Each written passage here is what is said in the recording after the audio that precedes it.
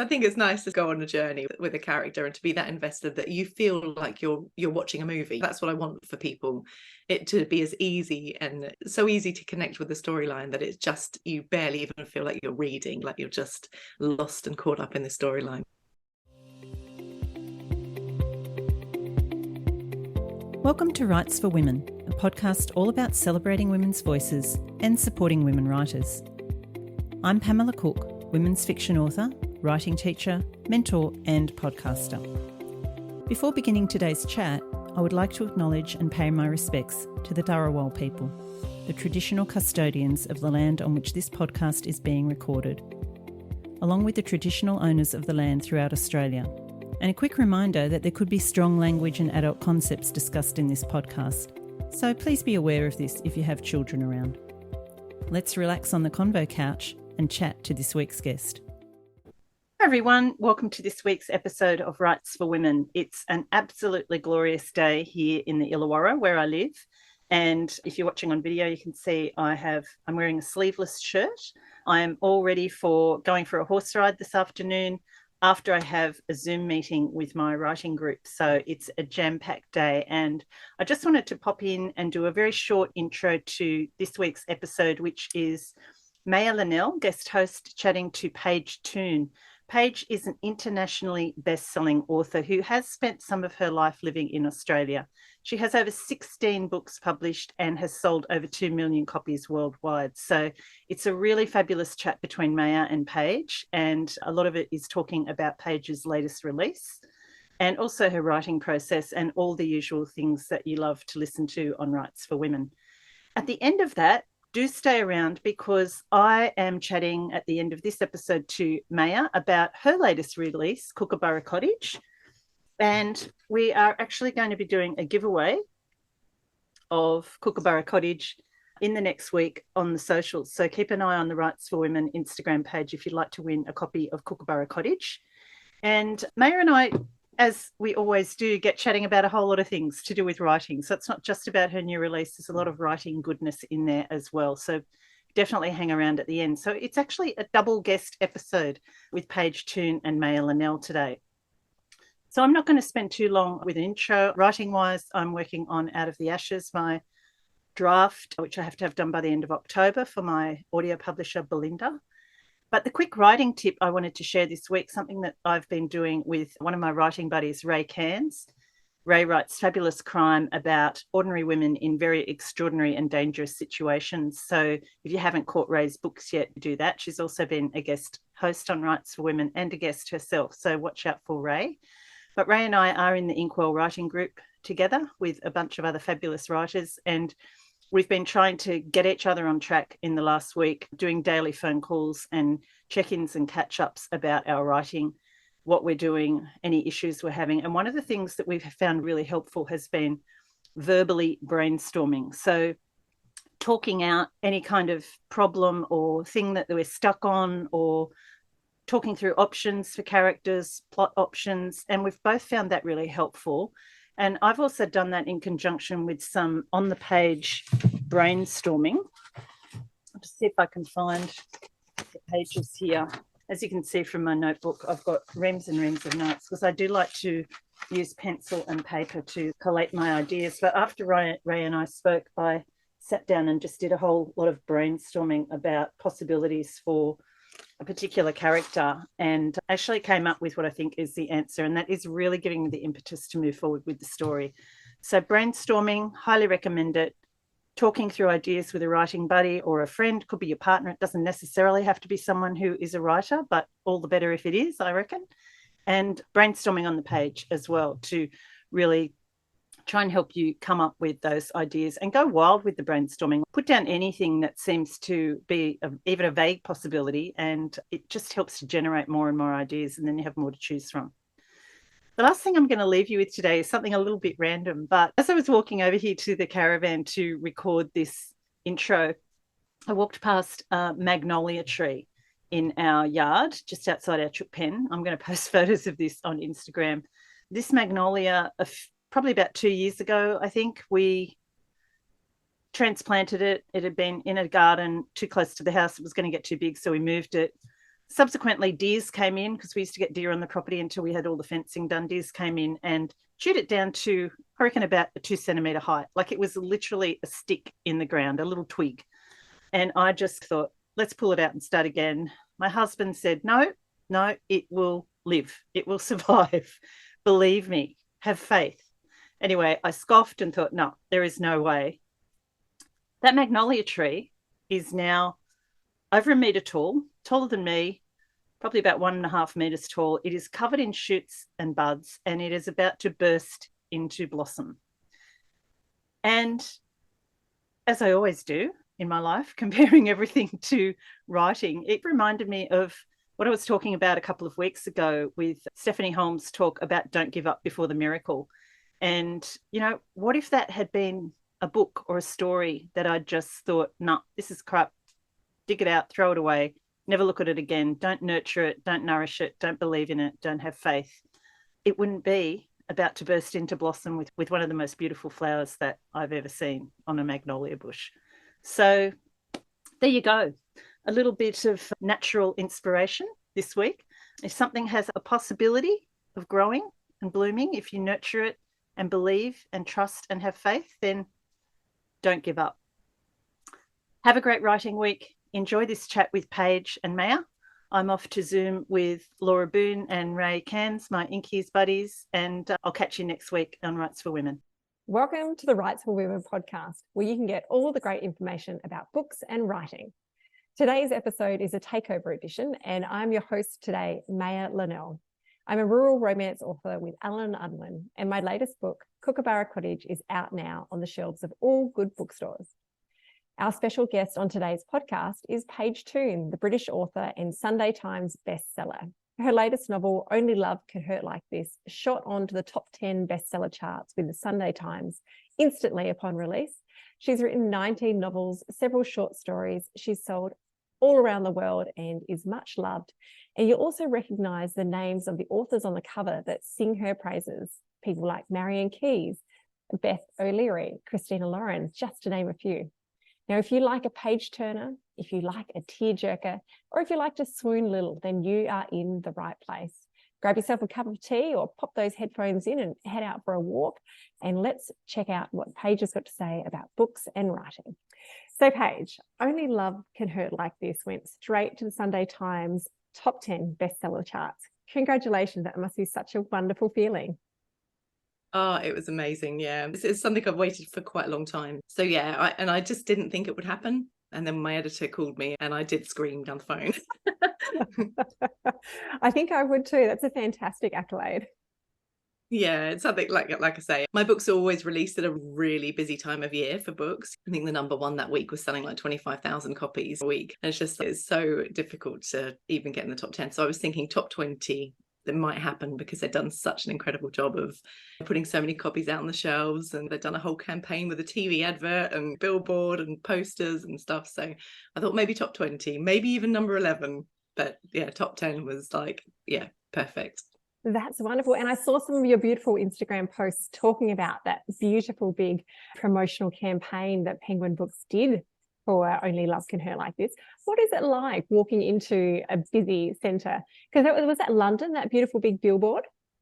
Yeah, it was. That was like London Bridge, just around the corner from Southwark Cathedral and Borough Market. It was a really busy sort of thoroughfare. That was a very surreal moment. It was amazing. Like, just we walked, I took a little video of a stop motion one, so it was like really sped up when you watch it back, going from the tube station and then going through like Borough Market and then coming out and seeing the billboard. And yeah, that was a really special.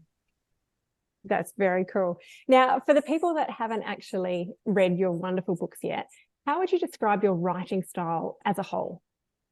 I write emotional love stories, and I think I used to write more sort of rom-coms, more light-hearted things, but in recent years my books have just had another level of depth and different layers of emotion and just going to much deeper, sometimes quite dark sort of storylines. So I call them emotional love stories. I think that's the best way of describing them. There might be some light moments in them, but they're not, romantic comedy. So if you want to really feel it all, I think those are the words. There's everything from love and passion and grief and hope and heartache. And it's a sort of book that should rip out your heart and then hopefully piece it back together. Well, it certainly had me feeling all the feels. I had tears. I was sitting at the breakfast table, which is, I think, exactly where I was sitting when I was finishing off your fantastic book. Was it a year or two ago? And sitting there with my bowl of Wheat Bix and my Vegemite toast, just having a little bit of a sob into my breakfast. And the children are walking past, making their lunch. And what's wrong, Mum? I'm like, oh, Paige Toon's done it again. Yeah, someone I used to know. That's it. Yeah. Again, just that one there, that was such an emotional book for me. Like, I really found writing about children who are looked after and the care system and that side of things, found such an emotional story. But again, I think that the cover in Australia for that didn't really reflect the content of the book. It looks like rom-com from the outside, and I think that's what I really love about Only Love Can Hurt Like This cover makes it with this broken flower on the front. It's not going to be a light-hearted read, and from the title you should be able to tell that too. It is. There's lots of really light moments throughout, and hopefully fun moments too, but it does have that deeper, heartbreaking, there's a whole sort of secret in there that is just really sad and very emotional. Yeah. It was fantastic. And for those who haven't yet picked it up as well, how do you describe the book in a nutshell? Because we've got Ren, we've got Anders, we've got the Indy 500 racing. Tell us a little bit more about it from your perspective. The book is about Ren, and at the very beginning of the novel, in the prologue, she witnesses the moment that her fiance realizes that he's in love with his co-worker, and her intuition tells her that this look that they're sharing is, there's something behind it. And so we pick up with her again 3 months later when she's starting to come out of the other side of her heartbreak, and she's on her way to America to spend some time with her dad at his farm in Indiana. And she doesn't really know her dad that well, so there's a whole sort of family dynamic there. Her dad left her mother and Ren when she was only about 5 or 6 years old, and basically got the woman he was having an affair with fell pregnant, and so he chose that family. And so Ren always felt this slight rejection from her dad, and is now going to stay with them on this farm. And whilst there, she meets and bumps into this very hot guy. He works for IndyCar in Indianapolis. He's from a family of farmers in Indiana, and it's this family farm that's been passed down through all these generations. He actually works on IndyCar as a race engineer, but his brother is the farmer, Jonas. And Ren bumps into Anders on her way home from this bar. She's had a few drinks. It's like under the stars, there are fireflies in the fields, and a really picturesque setting, and they have a bit of banter, but he keeps her at arm's length, and it's because he's got this, earth-shattering secret that he cannot move things forward with her. And it's not until much later in the book that you find out why, but it is a real dilemma. It's an impossible love story. It is, and we certainly won't give away any spoilers here on the Rights for Women podcast, because we really want people to go out and get the book and enjoy it. But let me just tell you, Paige, that I had one of those jaw-dropping moments when I got to that bit and went, oh, she's done it again. Excellent. Yeah, I don't think anyone's had it so far. Out of all of the reviews and all of the comments I've had on social media, I don't know anyone who's landed on what the secret is. So that's been quite fun. That's fantastic. Now, I know that the books make you feel emotional too, and I saw some of your footage when you were finishing writing one of the drafts recently, and it really seems like it puts you through the ringer too, which is wonderful. As an author, you're feeling those feels, and of course that translates to us as the readers picking up that book and also feeling everything that you're hoping that we do. Is that something that you find happens with every book, or is there some that are just more poignant than others for you to write? I will always cry at some point during every book. And sometimes it's just the ending. Sometimes it's just a sort of release of emotion that I've got to the end and I'll just burst into tears.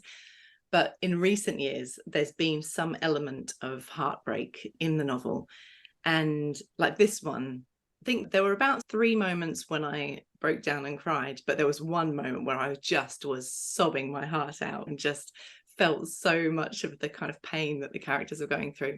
And I think if I'm not feeling it, then I don't write it. I always feel it when I'm writing my books. And if I'm not, then, that's when I feel a bit down, because I'm just not, the words aren't really coming. And it just feels, I know that I'm capable of writing if I'm not feeling it, because I've sometimes just had to push forward and then I've gone back and thought, oh no, that's okay, actually. That's not as badly written as I thought it was. But on the whole, and especially for the second, half of the novel, I'm really invested in these characters. And yeah, I'll feel it all. Now, as a rural romance author, I particularly love the setting in your book. I thought that in Only Love Can Hurt Like This, that we had those beautiful fields. We had the peach farm, which is also a pumpkin farm. We had Jonas's maize, which maize being corn, of course. We had the tractors, we had the harvesting and stuff like that. How did you go about researching that? Did you get to go out to Indianapolis and go on to some lovely farms where people pick their own produce and do things like that? Well, I actually lived in Indianapolis for a little while in my 20s. I lived there when I was very small, and some of my earliest memories are in Indianapolis because my dad used to be a racing driver. So he raced for the Indy 500 and an IndyCar in America. And then we moved to Phoenix for a little while, and I was living there, always coming back to Australia for Christmases and birthdays. Like, we were in Australia for half of the year, and the other half of the year we'd live in America and then later in the UK. So it's a place of the world that I'm quite comfortable with. And my dad went back when I was in my 20s, around the time that I was at university. He went back and started running an Indy Lights team out of Indiana in Indianapolis with Stefan Johansson. And I went out there in my 20s and really got to know the city. And I've written about so many rural places that I actually loved going and visiting. And I was just thinking about this setting of a farm. I decided I wanted to set my book on a farm, and initially it was going to be set in the UK. And I thought that's silly. I haven't written about Indiana yet. And so I always love to write about places that I've lived and visited. And suddenly I could just picture it in my mind, the cornfields and the big red barns and fireflies. I used to love the fireflies when I was little. And it just felt like a really beautiful setting for the book. And I did have to do a lot of research still. I spoke to farmers who lived over there, and I spoke to the Indiana Department of Agriculture just to talk about the different types of farming for the area. And then obviously, like I say, I was able to write about real places, like when they go duck pin bowling and to this German bar called the Ratskeller, and the arts and antique stores, and the actual apartments, the real silk lofts where Anders lives, and this really cool converted loft apartment is where my parents used to live. So I could really write about sort of real places. I reimagined it in my mind, like it's much cooler in Anders' apartment, but it was just nice to be able to look back into those memories, and it really feels real that way. When you feel like you've lived in a place, you can really write about it from experience. Yeah, and I think that does come through in the book, because it did feel like I've not been to that part of America before, but I felt like I was quite well transported across. Paige, for the people that are tuning in at home that might be listening while they're doing a jigsaw puzzle, or they're out walking the dog, or they're doing some cleaning, which I know are some really popular ways that people will listen to the Rights for Women podcast. Can you tell us where you're talking to us from today? Are you in America, in Indianapolis? Are you in Australia, or are you in the UK? No, I'm in the UK. So my permanent home is in Cambridge in the UK. I still come back to Australia. My entire family are Australians. I'm a person of many places now. I have an Australian passport and I have a British passport because I was actually born in the UK. But yeah, this is where I'm settled with my family. But we were back at Christmas, and we'll be back again soon. Oh, that's fantastic. So are we likely to see you touring for your books in Australia, Paige? Oh, I hope so. Yeah, maybe for book 3. It was the initial sort of idea from the publisher, but I guess we'll just see. I have to see how if it takes off in Australia the way it's taken off in the UK and America. And I'm still waiting for Australian readers to really get behind my books, but I hope that happens. Yeah, definitely. They're missing out if they're not already reading, and hopefully we find a few more new readers through the podcast. Now, it leads me to another great question. You would know Jane Harper, one of our fabulous Australian exports who writes rural crime. I was lucky enough to interview Jane last year, and we were talking about that lovely position when you're in when you see someone reading one of your books. Now, it hasn't happened to me personally. I've only had my son bump into someone at a caravan park who was reading one of my books, and he went up and took a photograph. But because obviously you have so many wonderful books out there, have you ever come across somebody that's reading, and did you go up to them and say, oh, actually, that's my book. Are you enjoying it? It's so funny. I still haven't. I've had so many friends take photos of people who are reading my books, and I still have never actually seen someone like sitting there in the flesh. And I absolutely probably would go up and say, would you like me to sign that? But no, I still haven't. It's so strange considering how many books have been sold over here. It's crazy. That's fantastic. For the record, Jane said she has seen people, but she hasn't been brave enough to go up to them and say, oh, that's my book. Yeah, I guess it remains to be seen how I'll react. Yeah, fingers crossed you stumble across someone really soon, I think on an aeroplane on the way over to Australia to come visit us. That would just top it off really nicely. That would be funny. Someone like sitting there or crying behind their sunglasses on a sun lounger this summer, maybe. Sounds good. Now, one of the things that I loved in the story was the renovation of the Airstream. And I hadn't come across these caravans before, but as you described it, I couldn't help myself. I had to go and Google it and see what they looked like. And they are very fancy looking caravans. Can you tell us how that subplot came about, please? Oh, they're amazing. I love Airstreams. So I just had this idea of like, that for anyone who doesn't know, that these amazing, they're almost bullet shaped aluminium, so the shiny silver caravans, and they just look amazing. And I just thought that I like camper vanning. So, you know, we've got a retired camper van, which is down the end of my garden, and that's actually where I write from. And then we have another camper van where we travel all around Europe in. So I like that lifestyle anyway. And I just had this vision of Ren seeing this flash of silver in this farm that her parents, you know, her dad has only just recently bought it. He's only been there for a few months. And it's just like underneath this tarp, like next to the barn. And she said, what is that? That's not an Airstream, is it? And because she's an architect and she's interested in design, of course, she pulls it off, and it's like a 1960s original, and it's in a really bad state. But it was so fun to write about, you know, her renovating that. And because my husband's an architect, I could ask him all the questions that she might also know. I remember saying, what if she wanted to open it up from the back? And he's like, you'd have to hinge it at the panel gap. And so I was like writing in those conversations, imagining her having this conversation with Anders, who's an engineer. He understands. They've got a lot in common. The two of them, he's always wanted an Airstream. He's interested in design and like mid-century architecture. And so it was quite fun to be able to write about that. That's fantastic. Another subplot that really caught my eye and had me dreaming and Googling of these beautiful barns, the Fredricksons. So Anders' parents have got this beautiful property and they've got a lovely barn.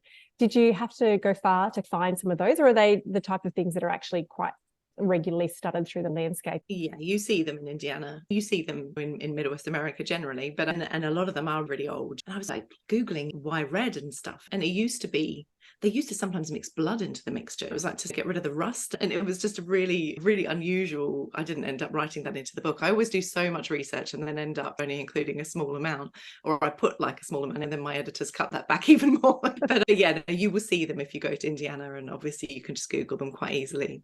And just like that, the shape of the roof line and stuff is it's really unusual.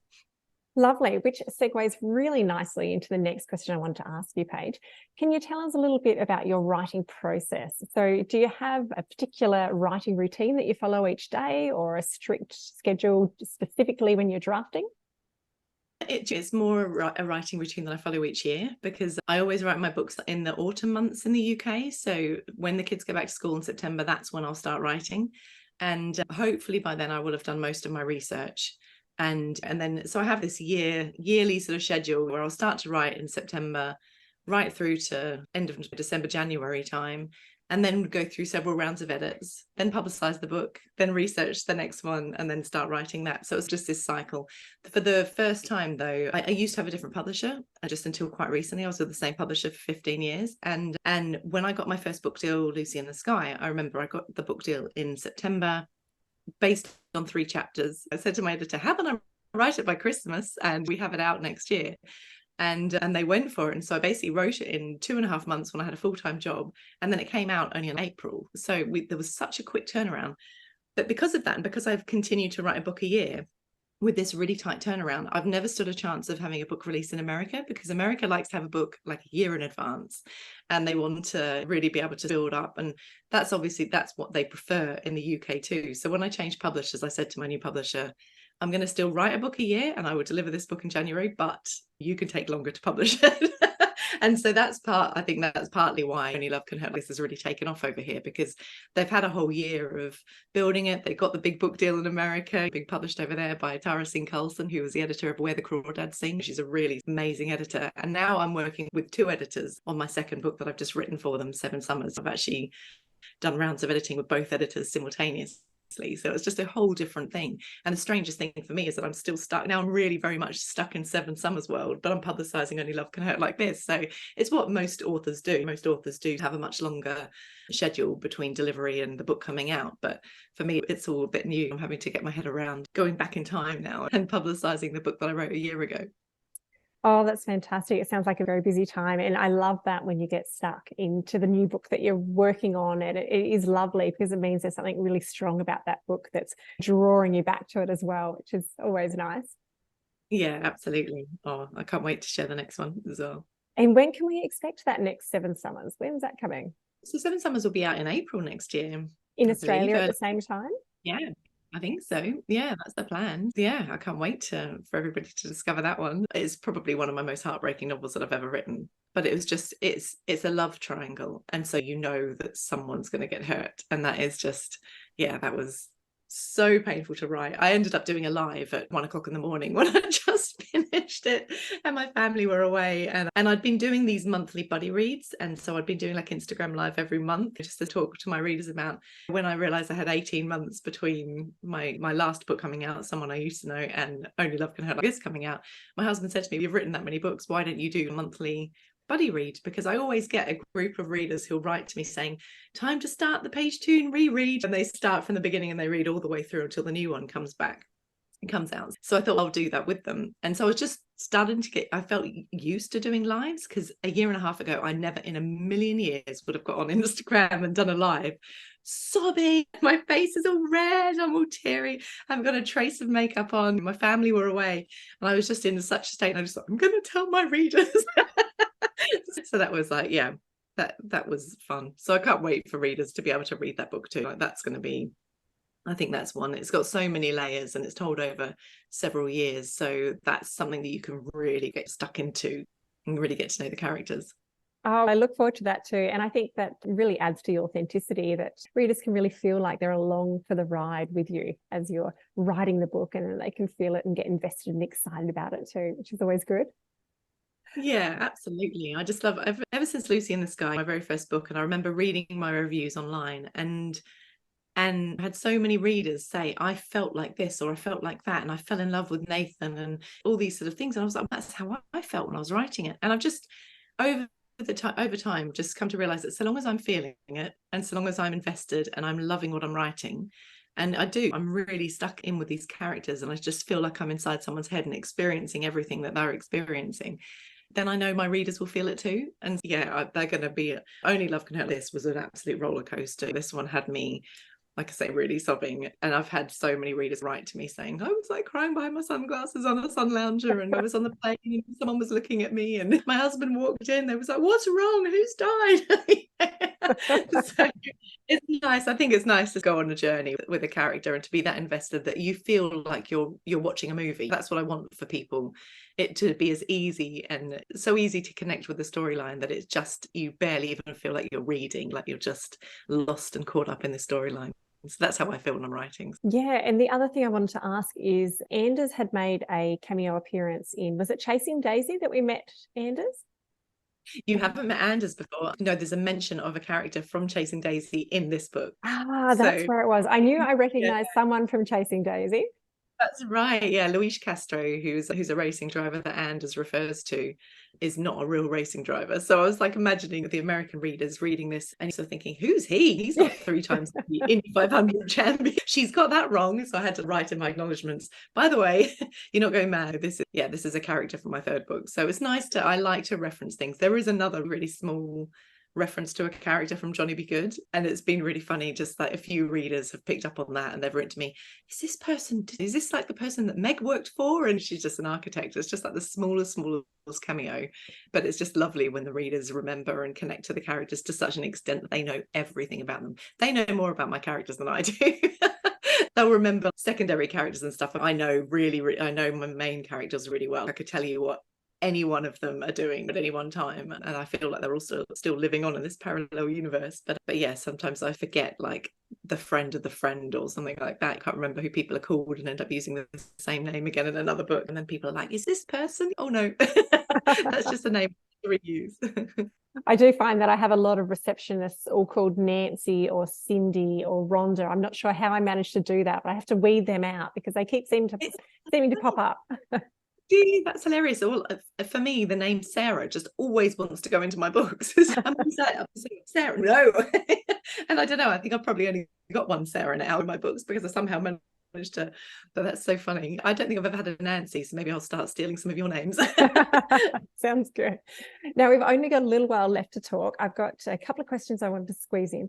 An Australian book recommendation. Do you read many Aussie books? And if so, can you recommend one to us, Paige? Yeah, this one is really easy. I was actually sent it by my former Australian editor at Penguin, because this author has got an American book deal and it's coming out in America in November. And apparently the publisher in America had asked if I would quote for it. So I was like really flattered. And she just said she writes heartbreaking books like you do that have a bit of a lighthearted element to them too. Anyway, it's called The Last Love Note by Emma Gray, and I absolutely loved it. Have you read it? Yes, and I adored it. It was fantastic. It was so good. It's about a character who has lost her husband prematurely, like he is young and he had an illness. And 2 years after his death, and she's starting to find love again and find her way in the world again. And she has a young son. And it was so beautifully written. And it does have light touches. Like I found myself choking up on several occasions because you're really connected to the story. And I love being inside a character's head. So it's told in the first person. But equally, it doesn't ever drag you down too much considering the content. So yeah, it was like my favorite type of emotional love story. Like I loved it. I can fully vouch for that one too. I absolutely adored it. I think Emma did a wonderful job, especially for a debut, which is just out of the ballpark. Absolutely. She actually was writing about experience too, because she lost her husband prematurely. So that is like another level of wow, the fact that you can put that into a story and write about that real life experience when that must have been so painful. Yes. So that was like an easy quote to give. Yeah. Oh, that's wonderful. Now, what's your top tip for aspiring writers who dream of one day having a book on the shelves like behind you, or maybe a billboard in the middle of London? The most important thing is just to write. Honestly, you just need to write. It's funny, I was asked last year to do a writing course by a company called Domestica, which is this huge sort of company. It translates into 9 different languages and makes it available to 30 countries worldwide. And it's super, super cheap. Like it's really reasonably priced. And so what I like about it is that it's really accessible to everyone. And that is like one of my main things is you can't edit nothing. You can always make a book better at the end of the day. You just need to be able to edit something, so you just need to keep going. Yeah, but if there are any aspiring writers who want like a nice cheap, I think reasonably good quality writing course, then check out Domestica or look at the links on my websites, because yeah, a lot of work went into that. It was one of the most stressful things I've ever had to do. It's like I know how to write because I've written 20 books, but my God, trying to teach it and trying to break down your process into an understandable kind of all these lessons was really such a challenge. Yeah. Beautiful. Now, I like to do the fast 5, so you have to answer these very quickly without thinking too much about them. Do you like ebook, audiobook, or paperback? Ebook. I know that's an unpopular one, but I read all my books on my Kindle now. I find it so much easier, and I like being able to have a light at night time. And I love that I can take this tiny device and have so many books at my disposal, like just be able to go anywhere with it and always have a library full of books. It makes me really happy, but I know that's an unpopular answer. It's fair enough. It's what you like. Do you use writing programs or do you use Word? Word. Yeah, I always write a Word. I just always have, yeah. And now I find it quite hard to change things now that I'm used to it. But yeah, Word. Do you have music or silence or ambient noise whilst writing? Music usually, unless I'm editing, and then I need silence. But yeah, I write music sometimes into my books, and I'll put on a playlist that is suitable for the sort of scenes that I'm writing. If they're at a bar and they've got like grungy bar music playing, and it just adds to the atmosphere when I'm writing. I really do feel like I'm inside the character's head and experiencing that same scenario that they're in. Which reminds me, do you have a link to a playlist for Only Love Can Hurt Like This? Yes, actually, my American publisher did a Spotify playlist for me, and that's on my Instagram at Paige Toon Author. It's right at the top in my highlights, so you can just click and add it. And I've done like a series of videos where I explain which song refers to which scene, so hopefully people might find that interesting. Lovely. Bookmarks or dog ear in your pages? I suppose if you read with Kindle, you probably don't have to worry about that anymore. No, if I am reading a book, I'm afraid I dog ear the pages, which again, I know will be super, super unpopular. I have readers who just they don't want the spine to crack at all. Like they're so careful about reading. But yes, I'm afraid I dog ear pages. And the last very important question, what is at the heart of your writing, Paige Toon? Oh, well, the heart of my writing is my heart. Like I write my books so much from the heart. You know, what I'm feeling, you will feel, I hope, as you're reading them. I just want you to really be able to connect to the same emotions that I'm feeling and just go on a beautiful sort of roller coaster of an impossible love story. So that's my hope for my readers. Wonderful. Well, it's been so great having you as our guest on the podcast today, Paige. Oh, thank you so much, Maya. It's been really lovely to talk to you.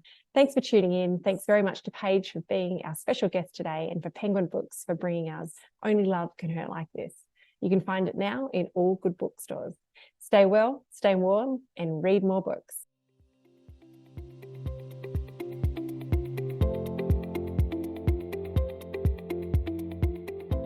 Maya, welcome to Rights for Women, and thank you so much for doing that chat with Paige Toon. It was a really interesting chat, and so good to have Paige on the podcast. So thank you for that brainwave as well.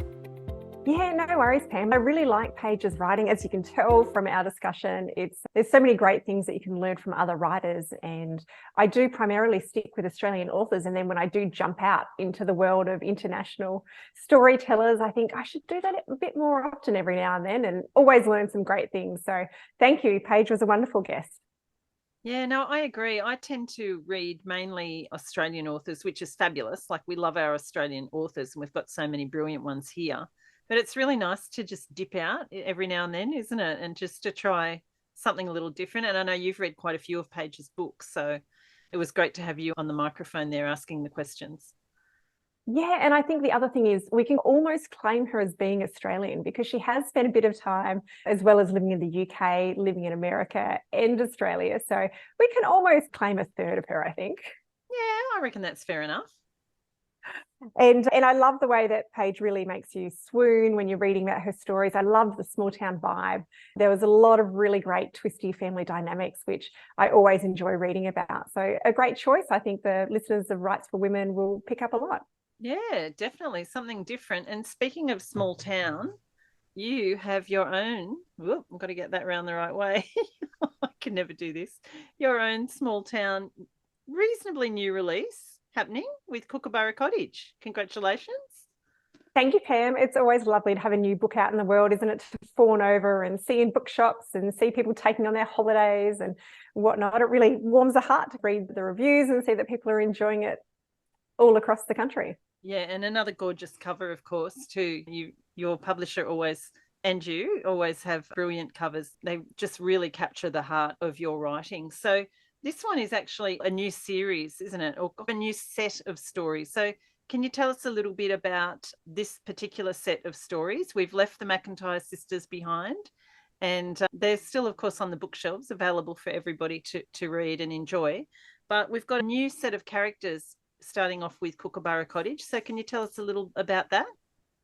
Yeah, absolutely. It was both hard and exciting to veer away from the McIntyre sisters and that Western districts of Victoria setting that I'd set the first 4 books in.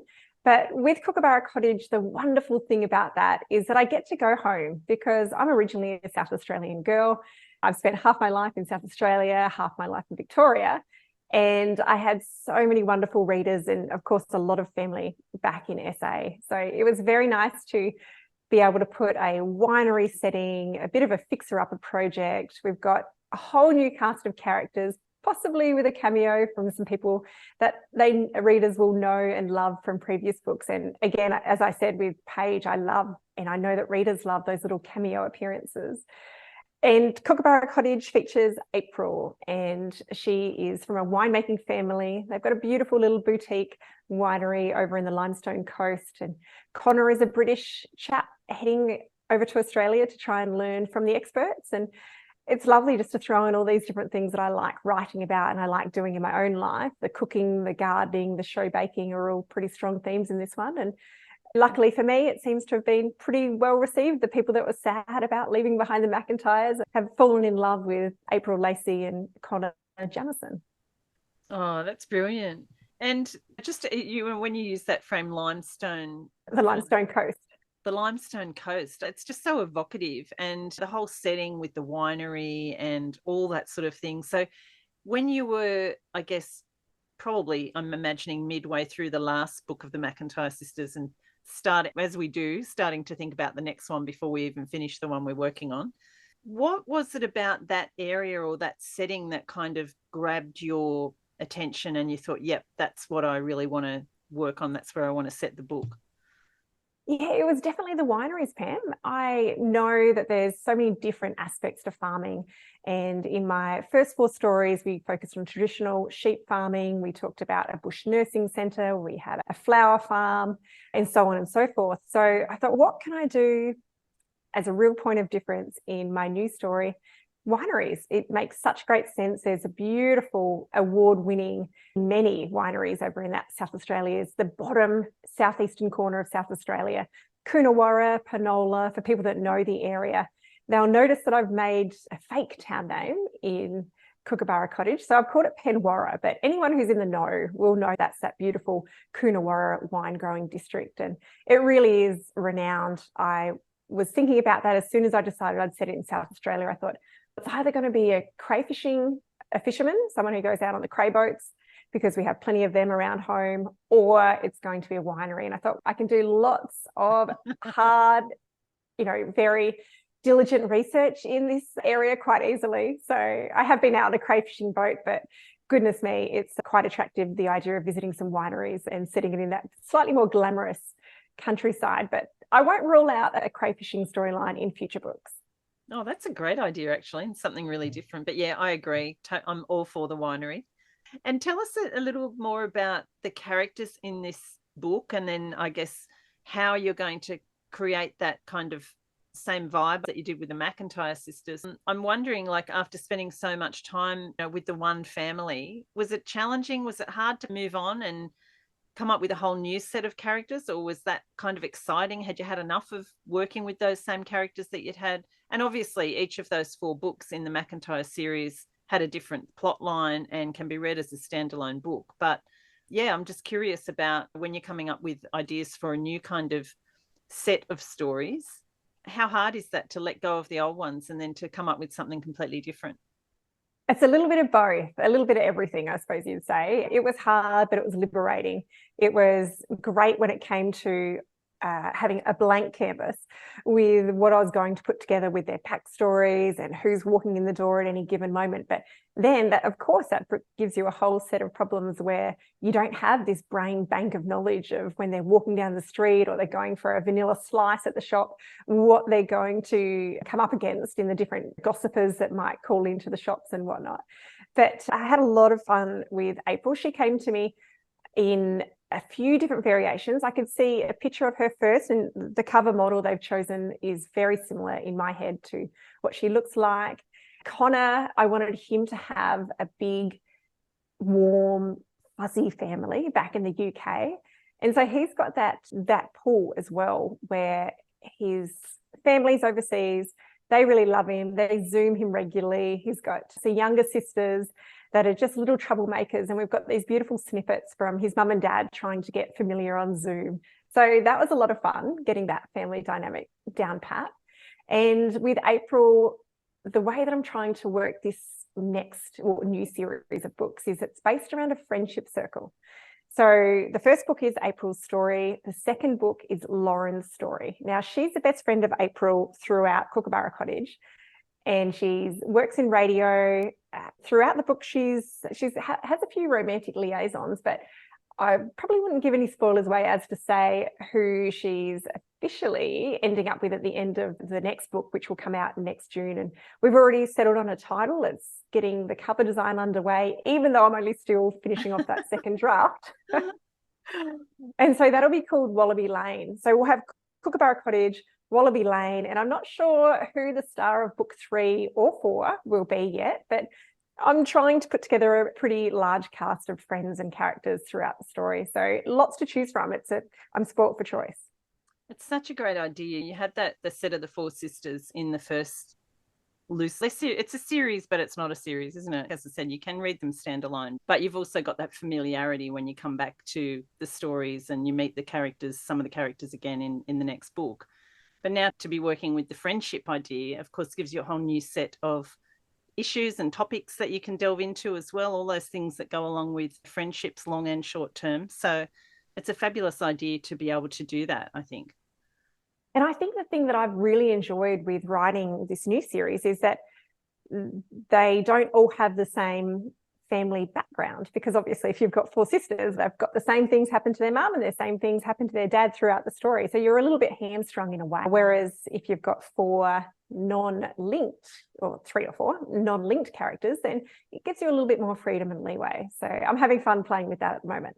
Yeah, it really doesn't it? And you can go into a whole lot of different backgrounds and family situations and backstories, which I can imagine it will be a lot of fun to play with something different. Did you find that you had any challenges with this book or with the idea of starting a new kind of series?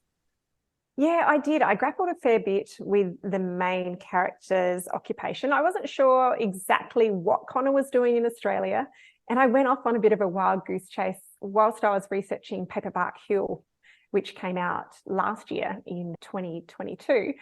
Because that was set on a dahlia farm, and my research took me to different flower farms and down lots of rabbit holes, I learned that there are English rose grafting specialists that come out from England for a couple of months a year, every year, to a rose farm that's not far from our house here. And they're the specialists. They get in there and they do the grafting job. And I read about it in the newspaper and I thought, oh, yeah, that would be a great main character. So I started writing Kookaburra Cottage with that in mind for Connor. And then a couple of things became apparent pretty quickly. Generally, those rose grafters are only here for a set period. So they're only here for a little while. And if they decide to stay on, what's going to keep them for longer? They can't get another job rose grafting because that's only such a small window. And if you're an expert that's being posted all around the world, why would you give that up just to stay on in Australia? Then I made him a greenskeeper, and then I realized again that it didn't feel sexy enough for my main male character. So he got an upgrade. And of course, the obvious choice was, why wouldn't you make him a winemaker, Maya? Make things easier for yourself. You're seeing this in a winery.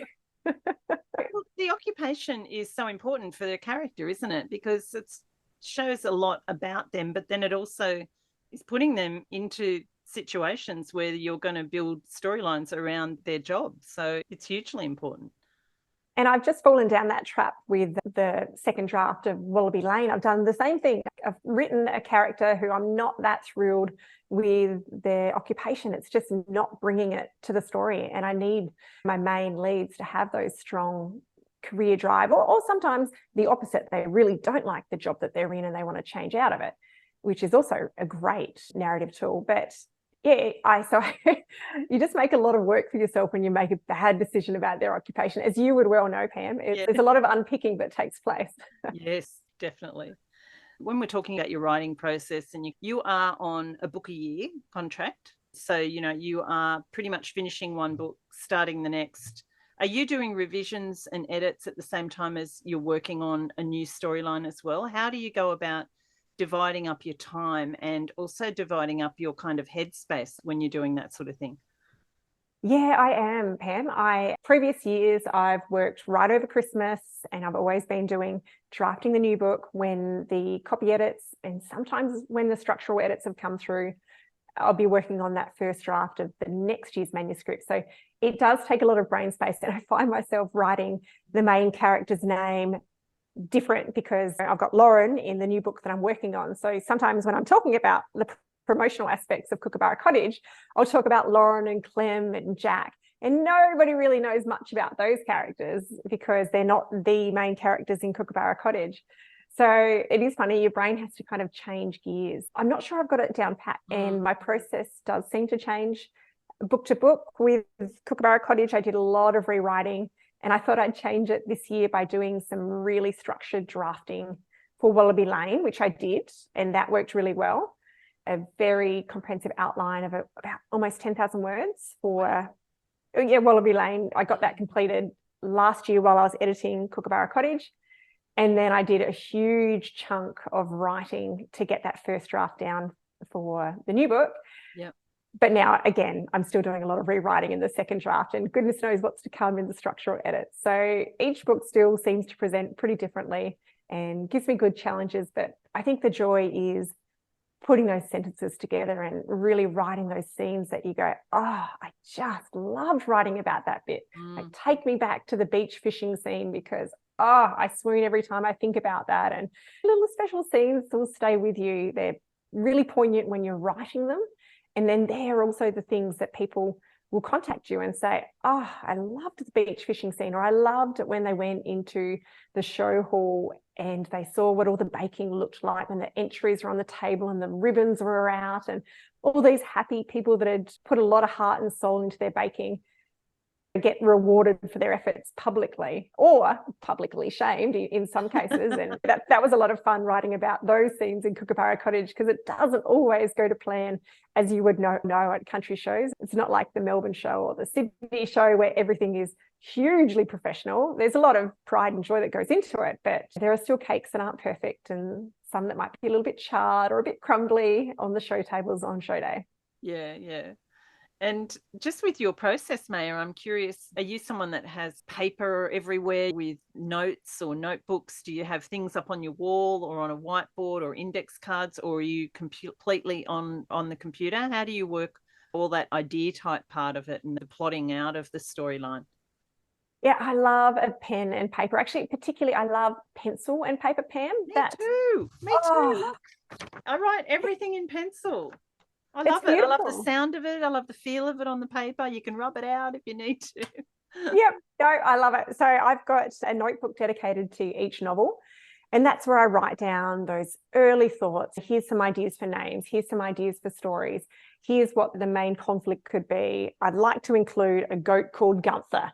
I want to make sure that I've got the show baking covered, and remember that story where someone stole someone's recipe and then made it the next year and beat them at it. Little snippets like that I write down in this notebook. And then once I get into proper planning mode, then I turn to the computer and type it all out. And then once I have a bit of a mess that I need to fix, then I go back to the pen and paper, and I'm looking over my shoulder here. I've got a timeline, because that's one of the things that I find tricky. Oh, me too. When things happen, oh gosh, it's supposed to be Christmas. Well, they're not going to be harvesting potatoes at Christmas time, are they? And putting them on the show table. They'd be more likely to have fresh eggs or whatever it is that's in season. So for me to have right next to my desk here, autumn, here are the three key things that happen in autumn.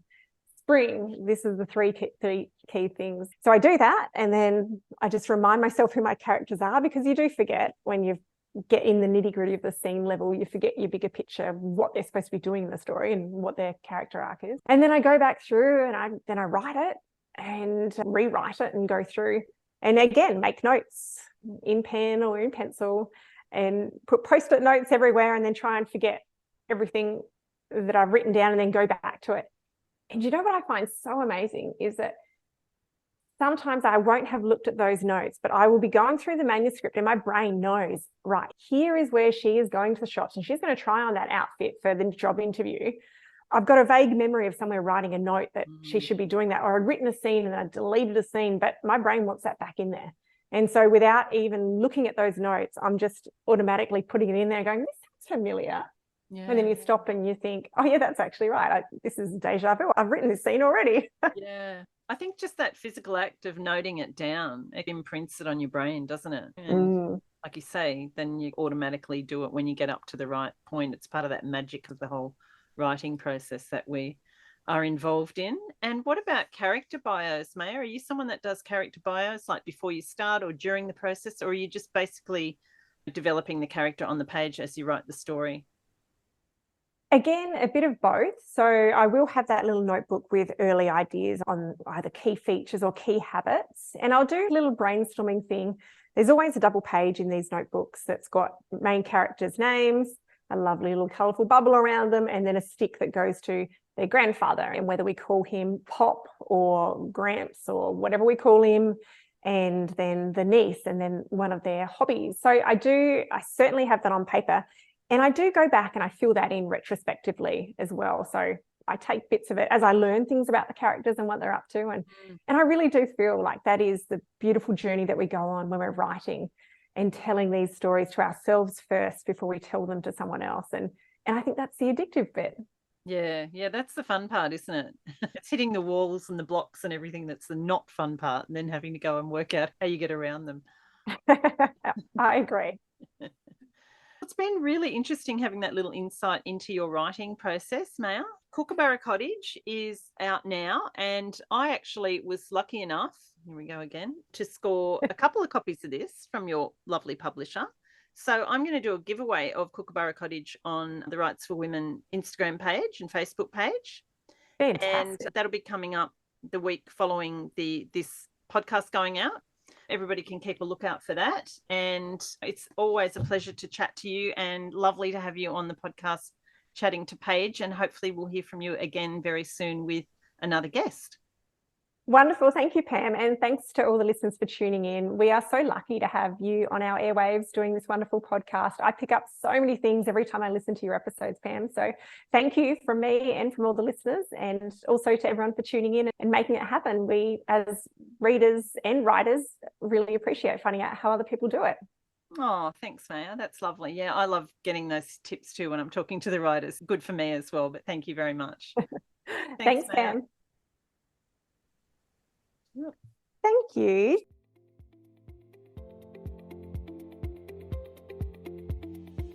Thanks for listening to Rights for Women. I hope you've enjoyed my chat with this week's guest. If you did, I'd love it if you could add a quick rating or review wherever you get your podcasts, so others can more easily find the episodes. Don't forget to check out the backlist on the Rights for Women website. So much great writing advice in the library there. You can find details on the website on how to support the podcast through Patreon, and you can connect with me through the website at rightsforwomen.com, on Instagram and Twitter at W4W Podcast, the Facebook page Rights for Women. Find me and my writing at pamelacook.com.au. Have a great week, and remember, every word you write, you're one word closer to typing the end.